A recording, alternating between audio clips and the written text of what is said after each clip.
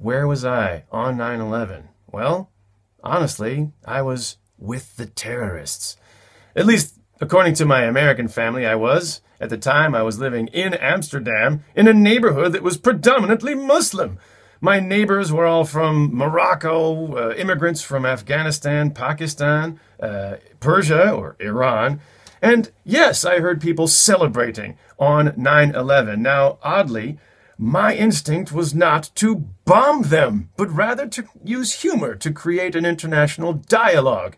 In other words, I was a terrorist. Here's how much I hated America. I did a comedy show on 9/11. Yeah, that's right. It was a sold-out house at our comedy theater, Boom Chicago.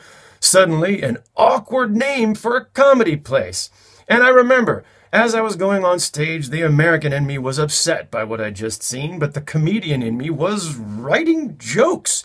Jokes such as, Empire State Building celebrates its promotion to new tallest building in New York. Saudi Arabian news reports local boy makes big impact.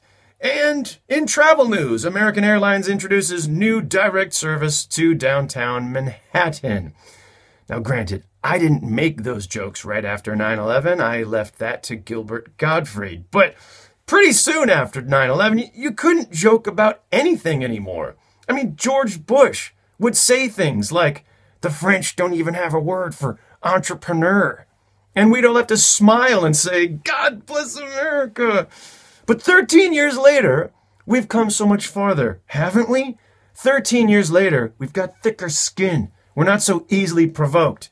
13 years later, we can share jokes, finally. Jokes like, New York City radio stations prohibited from playing It's Raining Men.